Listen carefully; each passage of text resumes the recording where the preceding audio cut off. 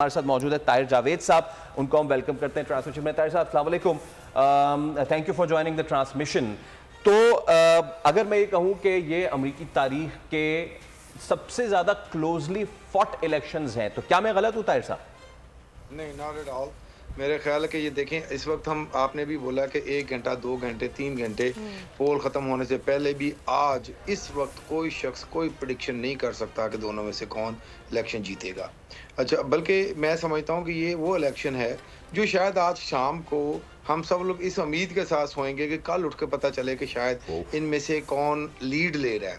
ये इतना क्लोज चल रहा है कि आप जो इतना क्लोज जब इलेक्शन होता है तो मेल इन बैलेट बड़े रेलेवेंट हो जाते हैं, जो तकरीबन 5-5 6-6 7-7 8-8 दिन तक भी नहीं आते, बल्कि उसमें मेरा ख्याल है कि कुछ if I am not wrong है, अगर इतना क्लोज इलेक्शन हो उसके लिए, तो ये एज लॉन्ग एज ये मेरा ख्याल है कि वैसे ही स्टेट सेक्रेटरी ऑफ स्टेट इसको कंपाइल करता है हर स्टेट के अंदर। सेक्रेटरी ऑफ स्टेट की वैलिडिटी भी कुछ स्टेटों के अंदर ये 2-2 वीक डिले हो सकती हैं। उसके बाद ये फिर जब ऊपर फेडरल में जाएगा तो ये इलेक्शन ऐसा नहीं है, मैं नहीं समझता कि ये इलेक्शन हम इसको शाम को किसी एक तरफ टिल्ट होता देखेंगे।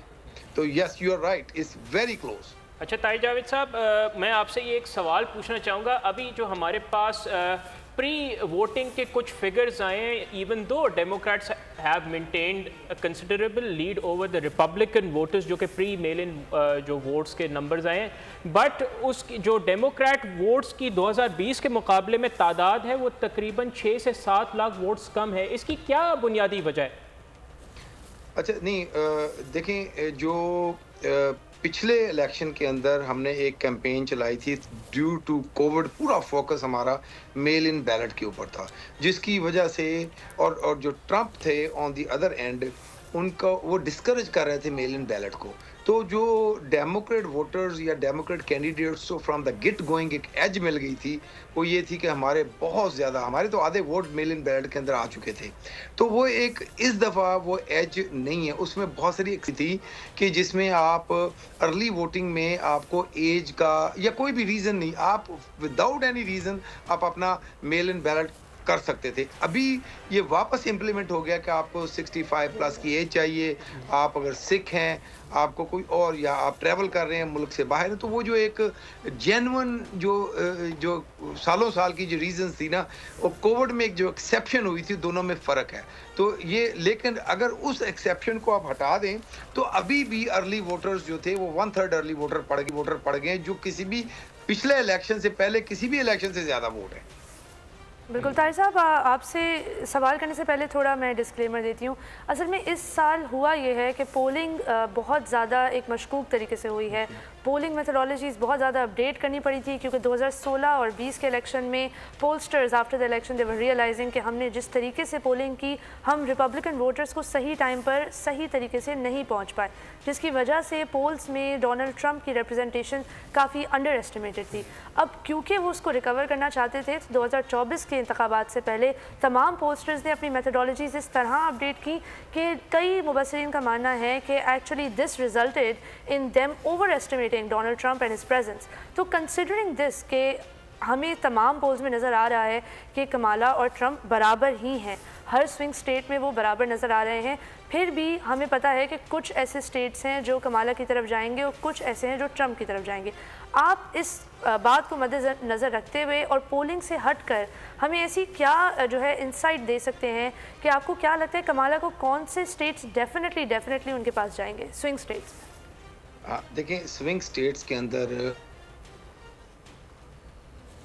अंदर बैलेट के ऊपर एक क्वेश्चन है, और वो क्वेश्चन है वुमेन का राइट्स के ऊपर, कि फेडरल गवर्नमेंट ने जब अबॉर्शन राइट्स को औरतों से वो छीन लिया, तो अब स्टेट्स की कोशिश है कि वो इसको अंडर सम स्टेट लॉ लोगों से पूछ के उसको इम्प्लीमेंट कर दिया जाए। अच्छा, ये एक वो एज है जो कामला हैरिस को जाएगी, क्योंकि इस जो राइट ٹو ابورشن یا رائٹ ٹو ریپروڈکشن عورتوں کے پاس تھا. یہ پچھلے دور میں جو ٹرمپ کا پچھلا دور تھا اس کے اندر سپریم کورٹ کے ٹرمپ کے انٹروین کرنے پہ ریکویسٹ کے اوپر سپریم کورٹ نے اس کو ختم کیا تھا.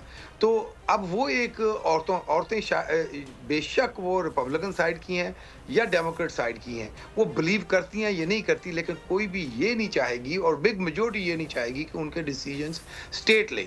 اس لیے یہ ایک ناٹ جسٹ کہ یہ عورتوں کو it's a very dear subject to them, very dear issue for them. At the same time جو سوئنگ سٹیٹس ہیں اس میں میرے خیال یہ 4 یا 5 سٹیٹس سوئنگ سٹیٹس کے اندر یہ بیلٹ کے اوپر as a question as a new law اس کے اوپر ووٹ مانگا جا رہا ہے. یہ میں سمجھتا ہوں کہ ایک reminder at the polling station عورتوں کو واپس ایک آئے گا, جس کے اوپر شاید نہیں بلکہ میں تو بہت اس کے اوپر ہوپ فل ہوں کہ یہ ایک ہی آئٹم ایسی ہے جس کی وجہ سے جو Kamala Harris can become the first. اچھا لیکن طاہر صاحب یہ تو ایک تو چیز ہے, دوسری ہی طرف اب ایک ایشو تو ہے نا, اور وہ الیگل امیگرینٹس کا ایشو ہے.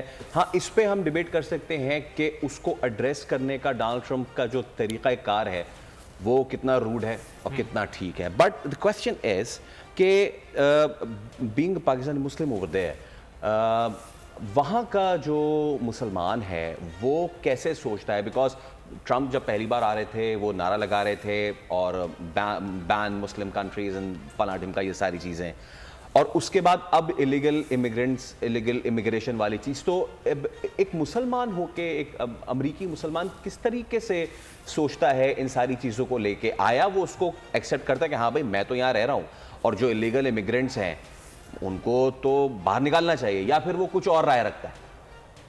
اچھا, اب اگر تو مسلمانوں کی رائے صرف انلیگل امیگرینٹس کے اوپر سنیں تو میرا خیال ہے کہ شاید آپ 10 بندوں کو بھی آپ روکیں گے آج کی ڈیٹ کے اندر سروے کرنے کے لیے, یا 100 کو بھی روکیں گے تو شاید آپ کو ایک بھی بندہ اس ایشو کے اوپر کوئی اوپینین نہیں دے. مطلب ان کے لیے یہ کوئی ایشو نہیں ہے. ایشو جو مسلمانوں کا ہے وہ غزہ کی وار ہے اس وقت. سب سے پہلے ایشو جو مسلمانوں کا ہے وہ ڈس اپوائنٹمنٹ ہے سم واٹ, کیونکہ پچھلے الیکشنز میں مسلمانوں نے 99% ووٹ ڈیموکریٹ کو دیا تھا, اور وہ ایکسپیکٹ کرتے تھے کہ ہمیں ایک بیٹر ٹریٹمنٹ ملے گی اس پارٹی سے. جو سیز فائر کے اوپر جو پریزیڈنٹ بائیڈن نے کافی ڈیلے کر دی, ایون دو کانگریس کے اندر ایک اچھا انکریجنگ تھا پیٹرن, جس کے اندر 2 کانگریس مین اپنی سیٹوں سے بھی ہاتھ دھو بیٹھے پرائمری الیکشن میں اے پیک کی فنڈنگ کی وجہ سے. لیکن پریزیڈنٹ بائیڈن نے بہت زیادہ اس پہ ڈیلے جو کیا سیز فائر کے اوپر, تو اس کے اوپر ڈس اپوائنٹمنٹ چل رہی تھی. جو میں سمجھتا ہوں کہ ایک کسی حد تک مسلمانوں کا ایک ریشنل ڈیسیجن یہ تھا کہ ان میں سے کچھ لوگوں نے, کچھ مسلم آرگنائزیشنز نے ٹرمپ کو انڈورس کیا اس کے اوپر. اچھا لیکن as we are talking about the American Muslims, تو ہمارے نمائندے کامران جیلانی فرام ہیوسٹن جو کہ سبسکرائب کریں اور بیل دبائیں تاکہ کوئی خبر رہ نہ جائے.